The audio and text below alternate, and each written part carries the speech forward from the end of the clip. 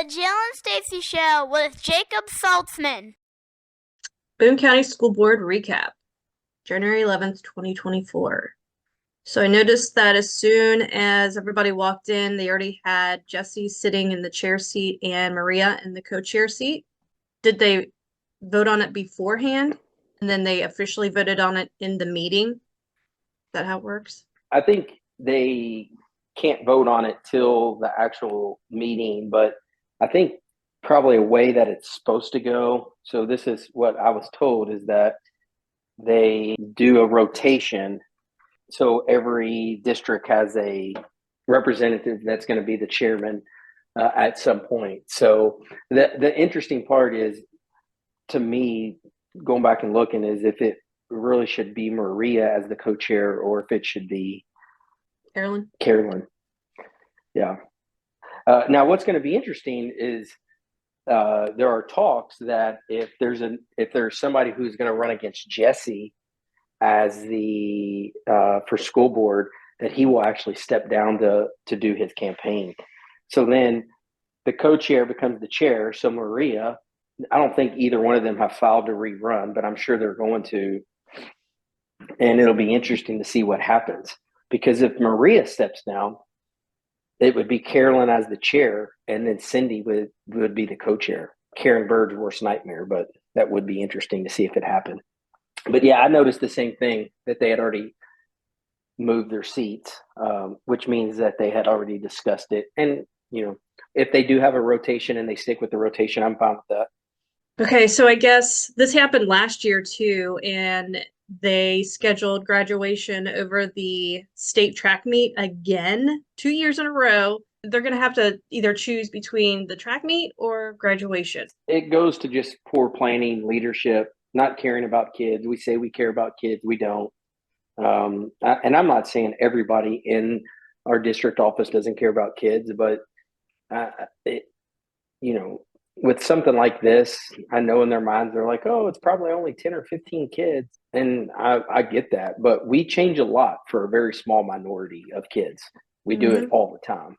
And so I'm not quite sure why this wouldn't be important. If their kids were graduating and ran track, what would they do? So they went with McPherson and Jacobson. Jesse voted no, and everybody else voted yes to go forward with this company. Well, except Karen, she didn't vote. Oh, that's right. So it was 3-2. I think if we want to bring somebody in from the outside that's not in our state, I think it's a good move. Do I think it's a lot of money? I do.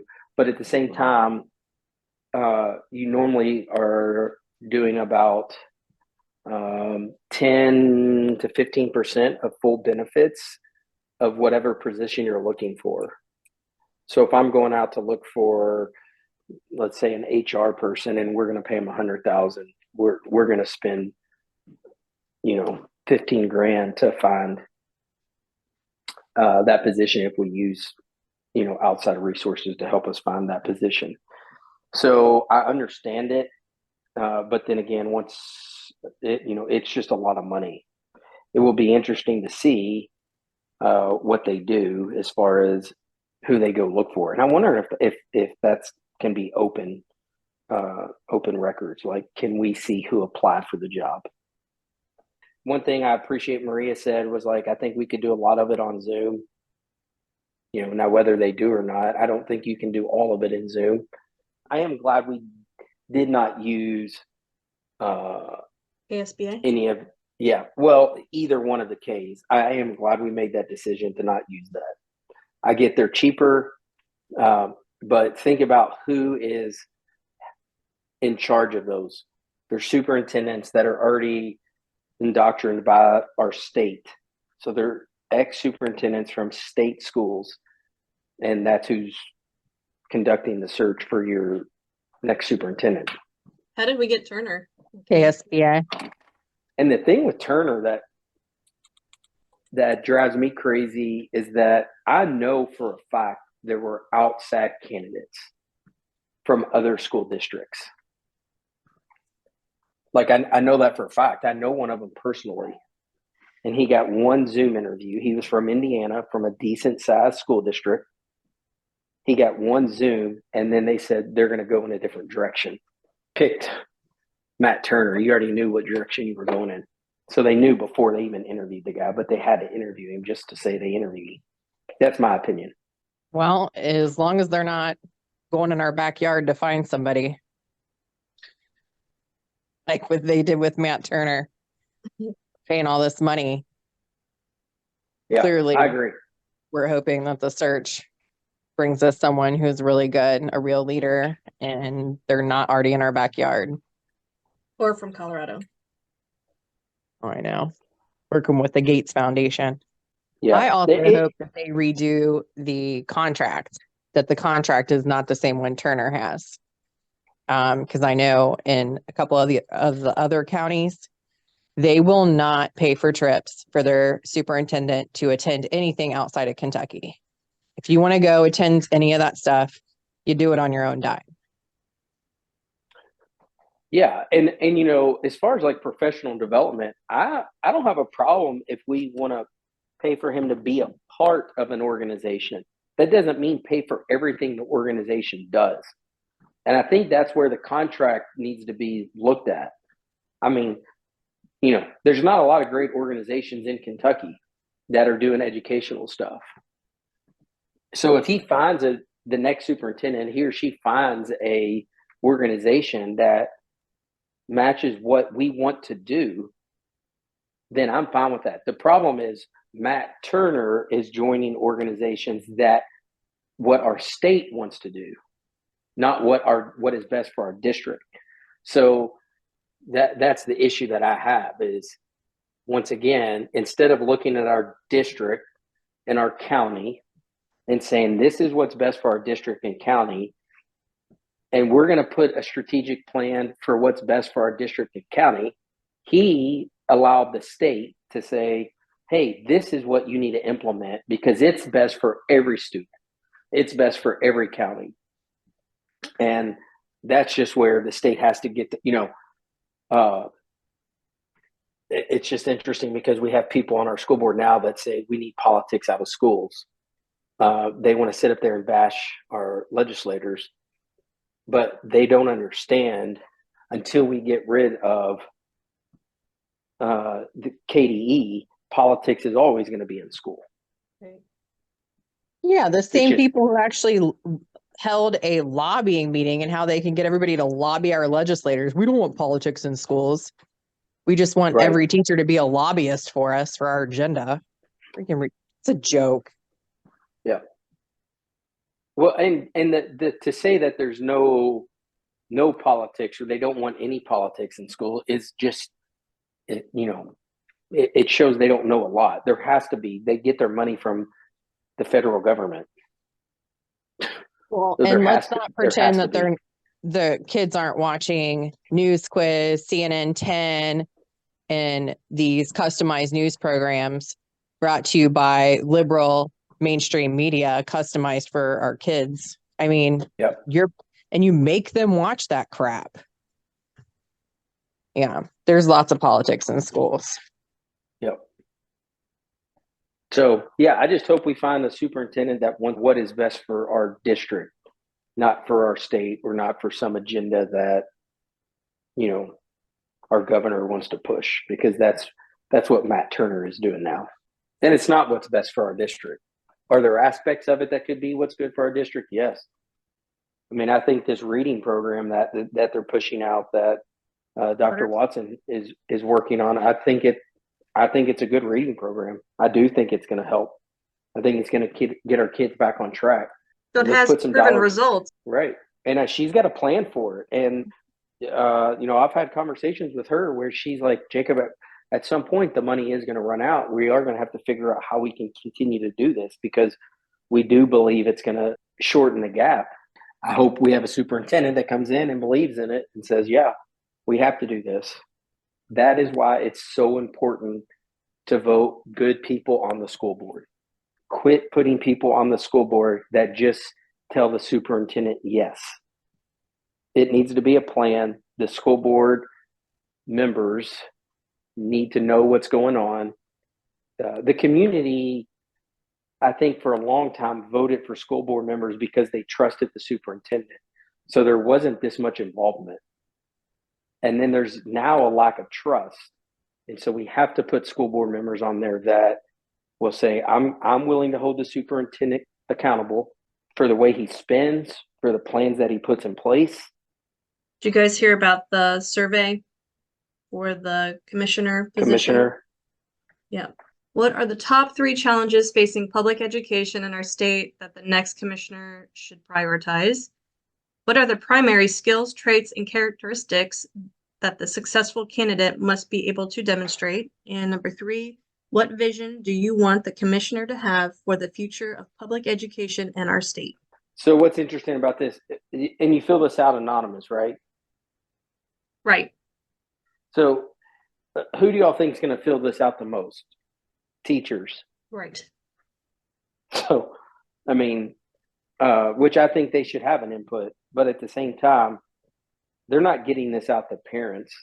Being on this journey of this education stuff, it just blows my mind, the power of the education and the power of the teachers that they actually hold in a lot of these things. And I know I told you, Jill, about this when I was getting a word from the Bible. It actually talks about how teachers are actually held to a higher standard in God's eyes. Their judgments are more harsh than everyone else's because of the power they hold as a teacher.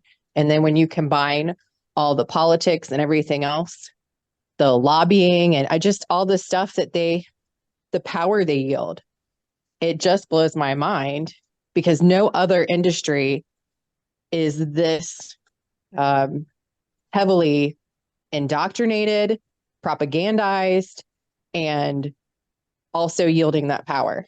It really blows my mind. I mean, is your industry like that, Jacob? Is the insurance world like this? No. That's what I mean. I've just never seen anything like it. And I don't know if the people who work in these buildings, if they're aware that private sector and other jobs are not so heavily propagandized and expected to lobby for things. And when you think about the power that they have even over our children and the stuff that they teach our children, use it wisely. Just use it wisely. That's all I'm going to say. I mean, think about when all of this started this bad. I mean, it was during the Obama era. Biden just come back in and just start going at it again, which makes it even worse. So when you give those people the power, that's the issue. You know, it's funny that you bring up under Obama, because one of the biggest destructions of private industry and small business was Obamacare. I've been self-employed most of my adult life. I had reasonable insurance for my health care that we paid out of pocket for. As soon as they started implementing Obamacare, I could no longer afford insurance, health insurance. They wouldn't give me maternity coverage because I had to prepay it. And it was everything that they changed in the Obamacare, which is funny because teachers are not subjected to the Obamacare. Right. They get their insurance through the schools, through government. Through state. So the very people who will have the loudest voice and be able to make these changes aren't subjects of the changes that were made. And all these businesses, small businesses, they don't offer health insurance. You know why? Because they can't afford to. I don't know. And I don't know a lot of teachers who have friends and family working in private sectors. It's like they live in their echo chambers. So they're not getting like real information from outside their education world, where they all have pensions, they all have benefits. That's not a thing in the private sector. It's not a thing. I mean, I definitely live in that world. You know, in the state of Kentucky, there are 2 options in the private sector. That's all. You have Humana and Anthem. And other than that, you can't. I know people that are still on Obamacare, and to ask them what they pay, it's not even affordable. I mean, it was all done. Do you remember what it was called? Yeah, the Affordable Care Act. Affordable Care Act. And it's not And affordable. it's not affordable. And so, but once again, just think about this, and we'll bring it back to education with this point. We put together a plan, Obama did. He put together a plan to make insurance affordable. Instead of thinking through it, what does he do? He just puts it into place. One, because he doesn't care. He's using other people's money. He has, he's not on Obamacare. We can guarantee you that. So he puts it into place, and we just have to continue to raise prices year after year after year, to where you actually put companies out of business in the insurance world. So people who actually sold insurance, you put them out of business because they couldn't even compete. So people are losing their jobs over this. It sounds very familiar to how we do things at the school board. We put things into place, not even realizing how much it's going to cost us down the road, to where we're going to eventually have to start charging for things like this. Or we just ask the state for more money, and when they don't give us the money, we say they're not for public education. And so, one thing I think of is the ID tax for school bus systems. The more you grow, the more it's going to cost. Technology is going to always get better. They're not going to charge less. They're going to charge more. We're going to continue to pay more. And it's like we have a group of people who like to just spend money without thinking of how it's going to impact people later. And our school district does the same exact thing. I mean, the school system, the ID card is still not being used. We're paying for it. Still not being used, though. Mm-hmm. And this goes back to this, having a school board who holds the superintendent accountable. If I was the school board right now, I would go to the superintendent and say, I want this in place next week. You spent the money. We've been using tax dollars to fund this. Figure out how to put it in place ASAP. Or we're not doing, we're going to cancel the agreement. But we have a school board. We have school board members who don't want to do that. Make sure we vote for people who are going to hold him accountable. Mm-hmm. Yeah, Not but we just have say a school yes. board that they won't even admit that they were wrong about anything. That part of building trust with people is admitting when you were wrong and apologizing about it and seeing where the problems really lie so you can fix them. There's just none of that's going on in the schools or with the school board. None of them will do that. Their egos are too big. They're not humble enough to do those things and build trust with their community and have these conversations. Yep, I would agree 100% with that. All right. So apparently there was a parent who filed a harmful to minors complaint. And the book was called Endlessly Ever After. Her daughter, I guess, checked it out at Long Branch Elementary through their school library. So basically it's like a choose your own adventure picture book. It's a bunch of twists on fairy tales. And there was a portion of the book that the parent thought was inappropriate. And I can see where she's coming from, and I agree, but it does not align with KRS, the 158192. But I can see where she's coming from, and I appreciate her bringing it to our attention. It was impressive to see how many of these people showed up to fight this, but they're not going to come and fight for their child's privacy. I think it was an hour long of people just speaking about how great the book is and how we shouldn't be banning books. But then they're not going to fight for their kids' privacy, aka Panorama. And my favorite one that was that spoke out to keep the book, she made the comment that she may have known that she was a lesbian sooner in life had she have read this book younger. It all goes back to me for this. I don't care what you are in life. I really don't. We're probably not going to have the same beliefs when it comes to that, but we live in America. But we live in America. Don't force it on my kid. right. That is my thing. And so if it is being forced on my kid, then I don't want it. And if it's not education, if it's not math or not history or not science or whatever. I don't want it. But at the same time, we live in America. So if I don't care if you want to identify as a snake, good luck getting a job in the real world. And that's where I think these parents are doing their kids a disservice when they allow them to make decisions at an early age, is we still don't know the impacts. There's a lot of people now coming out later in life saying, I was just a kid. I didn't know what I was doing. That's not how I really feel. But that's going to be on your dashboard for the rest of your life, Jacob, because that's what they're doing. They're paying a rent. No, you're right. So thank you for allowing me to speak to the board regarding this children's book. First off, I do want to say the reason I even knew about the book, Endlessly Ever After, is because my daughter did check it out at the school library. She brought it home so we could read it together at bedtime. While I was given the opportunity to put this book on a do not check out list for my daughter, other parents are not aware that their children are reading this book. Most library books that are checked out at the school library are read at school without a parent knowing its contents. So it's important to know that before we even look at the book.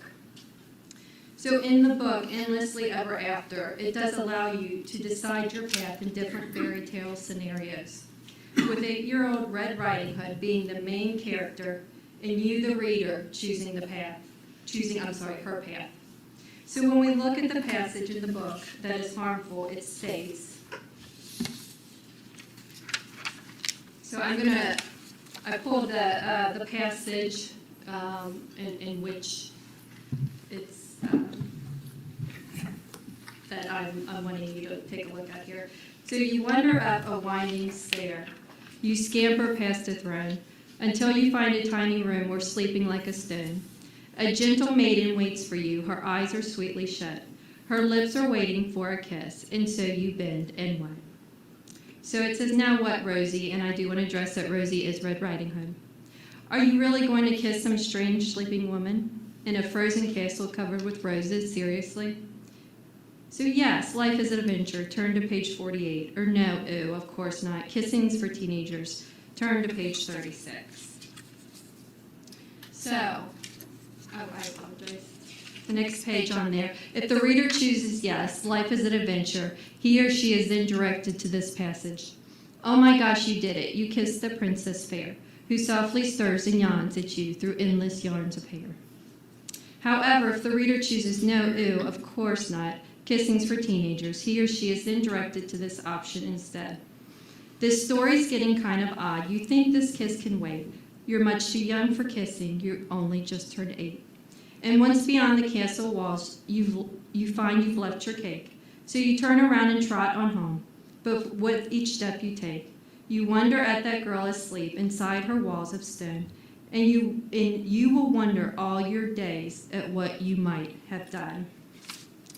So, on the harmful to minors form, Mrs. Stanball states the act of kissing is not inherently sexual, and therefore she does not believe it falls under the definition. She then states that Sleeping Beauty, along with the other fairy tale referenced, are widely accepted as children's tales and are not regarded as sexual in any way. Finally, she states this book is not patently offensive. The prevailing standards regarding what is suitable for a minor is not defined by law, nor is it explained in commentary to the statutes.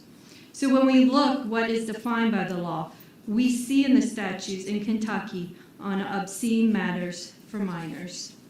So if you look at statutes, an obscene matter for minors, statute 531.010, as used in this chapter, number 1, to distribute means to transfer possession of, whether with or without consideration.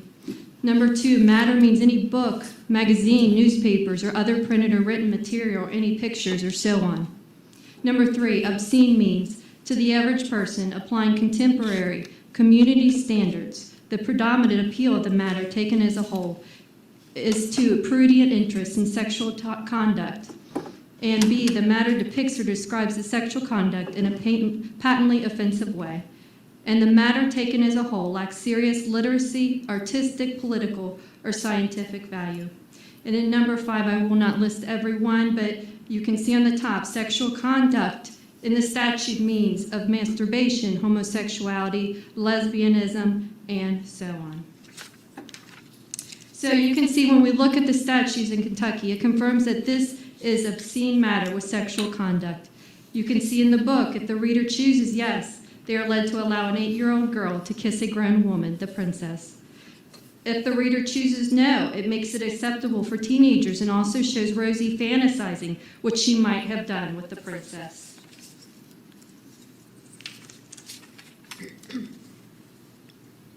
Finally, when we look at the matter of the First Amendment consideration, that if this book was removed, then all books on characters kissing should be removed.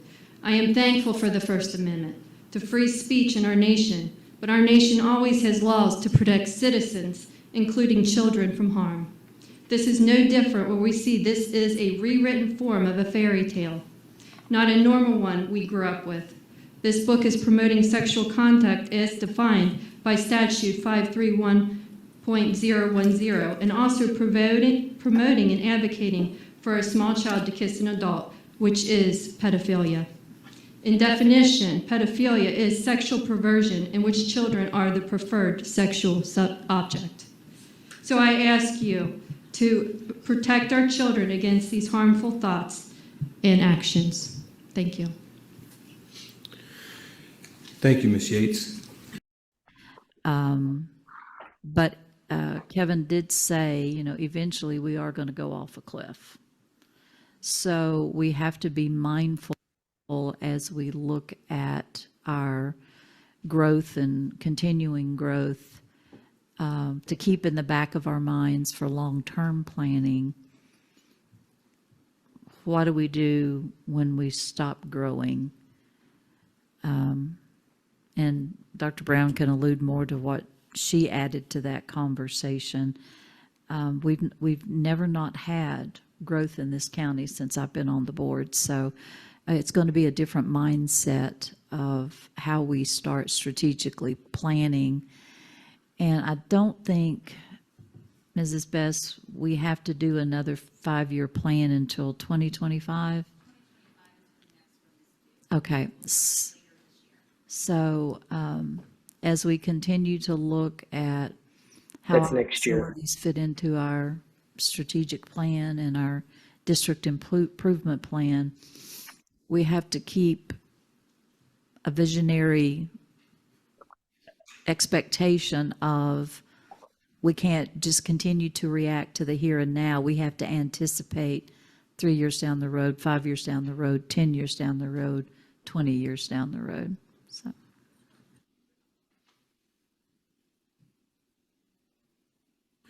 When you say over a cliff or whatnot, are you talking about the population increasing and then it stops? Right. Like Kevin was alluding Yeah. to, home construction in Boone County has all been single family, 3 and 4 bedroom, $400,000 homes. He says that's not where the market is now. And as people are waiting longer to have children, they're having fewer, or they're not having children at all. And last January, I was at a a national leadership conference for KSBA, and I've asked multiple times for them to bring this guy in, and I apologize at this time of night, I can't remember his name, but he was excellent on the demographics that in education that no one is talking about, on the trends of student populations declining for a myriad of reasons. But part of that is people remaining, having fewer children or not having children at all. Where most of us grew up in larger families. So it's just something that he was right. And he was out of North Carolina. I had never heard a presentation like that gave the statistics and the demographics of the aging population and, you know, the millennials and the Gen Ys and Gen Zs. They're just, it's a different approach to their constructs. I'm not saying it's bad, it's just different. And that's just something we're not talking about in education for future planning of how do we handle our current situation. How do we have good facilities and small classroom sizes and be able to house everyone without having to put portables in our backyards, which it's not the best for education. We've talked about a different approach and getting back to a more centralized early education preschool center. But we've got to figure out and have in-depth discussions, and we really need to start diving into these demographic changes that no one is talking about, and we need to be talking about them. I wonder if she's bringing this up for a couple of reasons. One, they've been getting funding for 2019, 2020 enrollment numbers, which are false. We had record unenrollment the last few years. More people are doing private school or homeschool. So Boone County Schools is about to get hit with losing funding for students they haven't had the last few years. So I wonder if she's bringing that up for that reason, but also makes me wonder if that's why they're pushing the agenda for pre-K, because they're going to want to still get that funding, and they're going to be, in their next 5 years, they're going to have less students. So they're not going to be getting funding for students they don't have.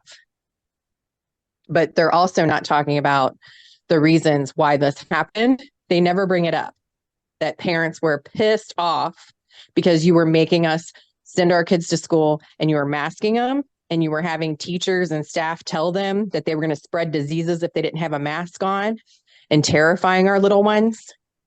They're not talking about all the destruction they've caused, making it to where parents don't want to have kids anymore. This is the first time in my life that I have friends who never had children who have told me, I'm so glad after the last 3 years that I didn't have kids. That whole situation the last 3 years has made people not want to have children.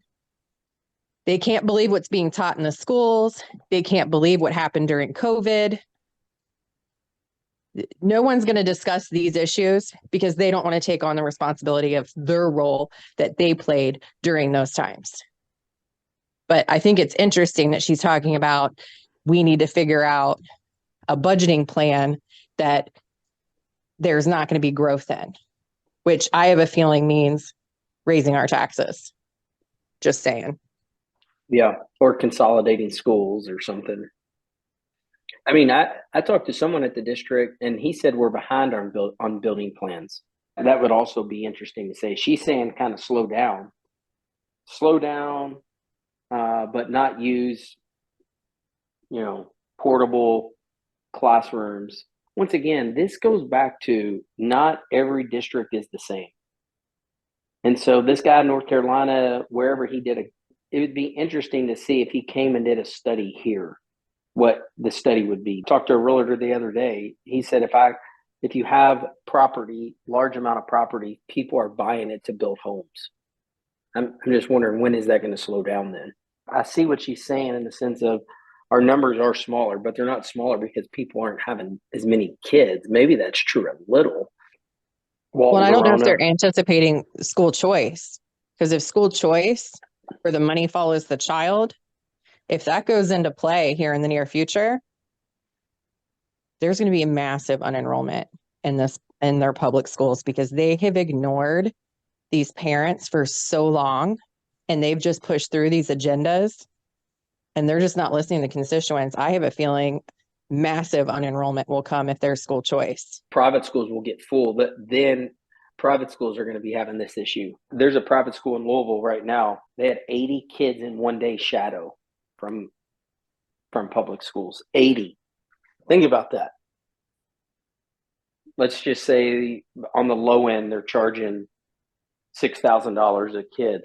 it's a huge increase in their revenue, what they can do. And I mean, this guy's trying to figure out how to build a bigger lunchroom, more classrooms, because he knows in the next 5 years, they're going to just keep expanding in Louisville. And the problem is, what people don't understand is we can sit here and say, oh, well, we're not Louisville. We're not Louisville.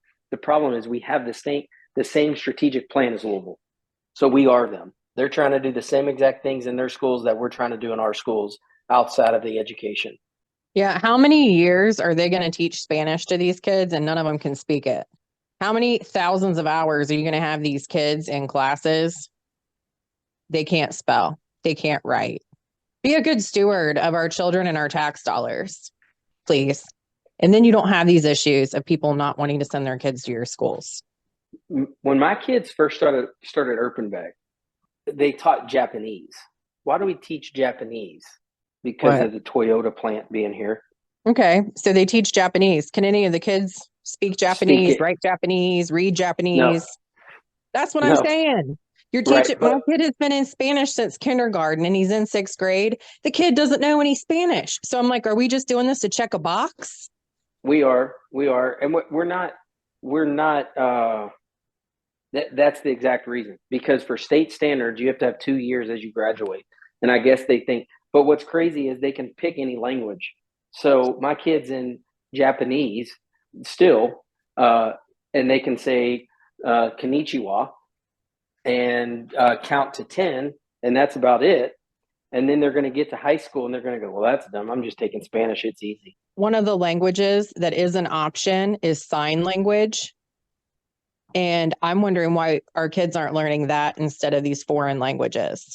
Because I actually feel bad for people who are deaf. We're not teaching sign language to our kids, and apparently babies can learn that. Yeah. So why not be inclusive and teach sign language that everybody can learn in any language?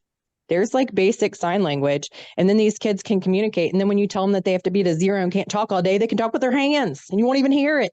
It was 2016 or 17 maybe that the school board and Randy Poe decided that our deaf students could no longer go to St. Rita's. Did you know about this? There was a lawsuit, and they put the deaf kids in our schools instead of letting them go to a school where they could have a community. And I thought, well, if you're going to send them to our schools and they're not going to be able to have a community in a deaf school, then why aren't we all learning sign language so that they can communicate with everybody in school and have community? Yeah, that's way too easy, though. Use your brain.